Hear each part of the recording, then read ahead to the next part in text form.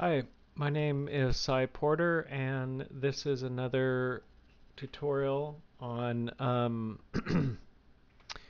another figure drawing tutorial to help get the word out about my website, solomation.com. And I want to figure out what I'm doing here. I'm trying to test out this.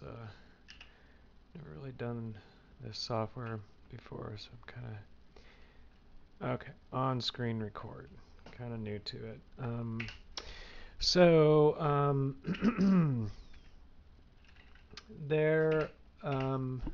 Today, I'd like to talk about the way there are a lot of misconceptions about the shape of the face in 3D, and how, if you take a look at the common misconceptions about the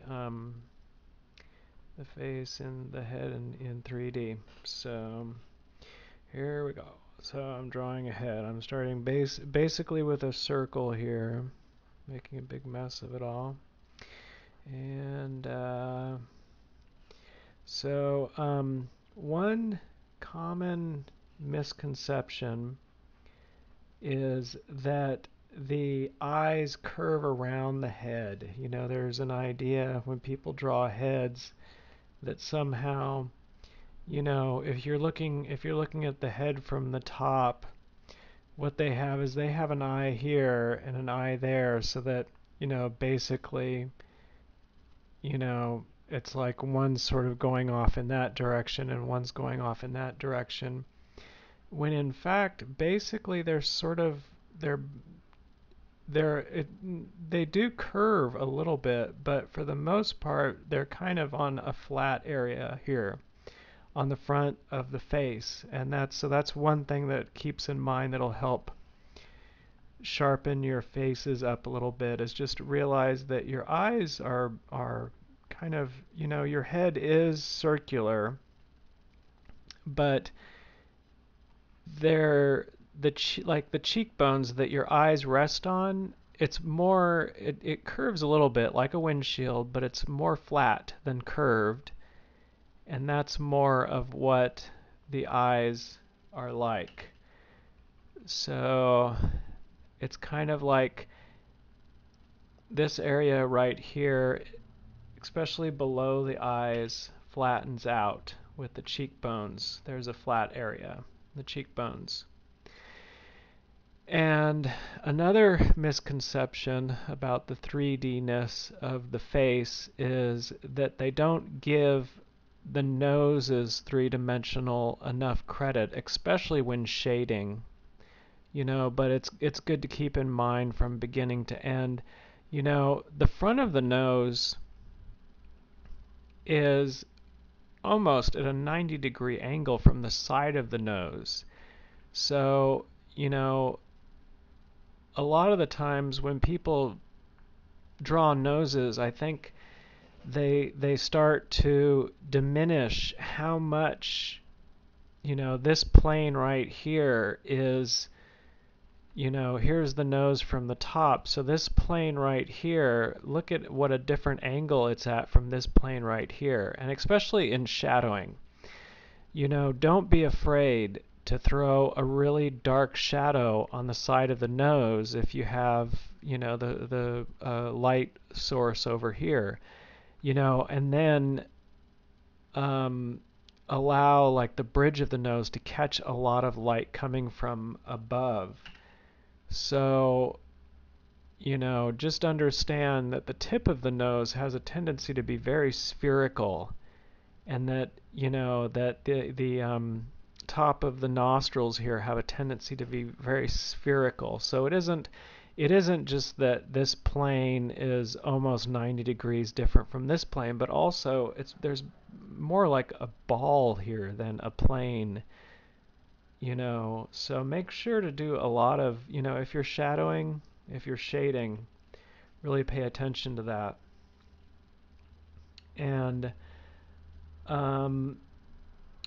so Another thing that is downplayed is the role that the brow plays. You know, there a lot of the times it's like here's the forehead, here are the eyes. Whereas, you know, the brow is like this bony structure that really stands out a lot on above the eyes. I hope my tutorials are useful to you. I post them to get the word out about a story I'm working on at solomation.com. I post free episodes of my illustrated story, so if you have a few minutes, please check it out. Thank you. And the eyes themselves aren't stuck on the side of the face, but they're back in the eye sockets. So, you know, there's even though the eyes themselves are kind of resting above these cheekbones, the cheekbones stand out and the brow stands out and the eyes are set back in these sockets. So you really want to go ahead and help those eyes to recede back. They're not just on the side of the face, they're kind of, you know, sunken into the face. And every face is different too, so it really depends. It depends, you know, when people's faces round out a lot, if they, you know, if they have more fat to them, then their faces have a tendency to round out everywhere. If you know, they're skin and bone, then the cheekbones really stand out and the brows really stand out. But think of these planes and realize that these planes are really there's a lot more difference between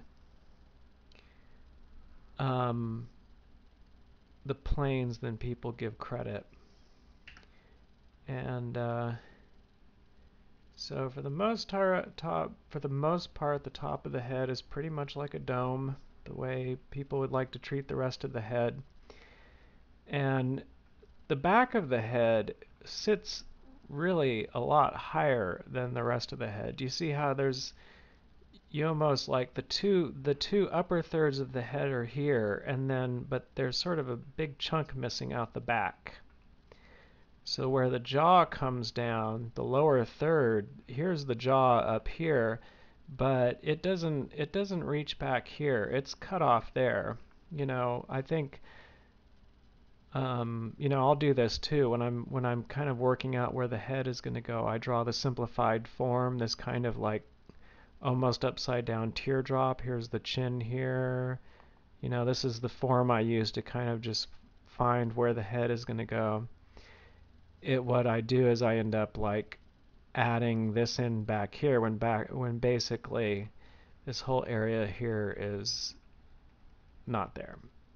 And so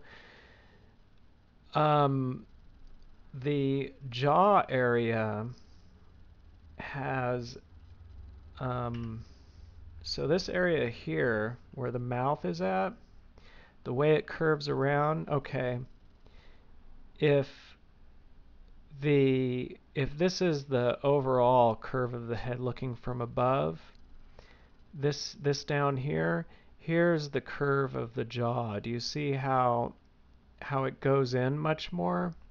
So a lot of times when people do this a lot when they're drawing mouths, they'll have the mouth as if it's on, you know, a curving like that, when like one side of the mouth will disappear a lot faster because the curve, you know, this is a much sharper curve. You know, like think of this curve as like the turn like a car would make. This is a really sharp turn here where the you know, where the mouth goes around, and the rest of the head, the upper part of the head is not as sharp a turn. So when you're drawing the mouth and jaw area, make sure to curve the mouth much more than you would like if you were doing, you know, the lines of the forehead up here. these lines are following a curve that is not as sharp as the curve that the mouth is following. So these are three-dimensional mistakes that are common in drawing the head. And yet at the same time, the jawline will deviate from how much it can curve here, the mouth. Now, most of the fat of the face is right around here. Even in skinny people, there's a good bit of fat right here, padding.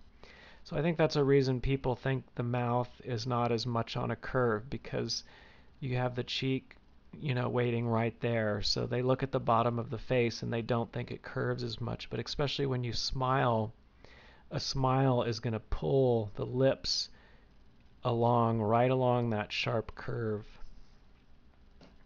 I'll get into that more later.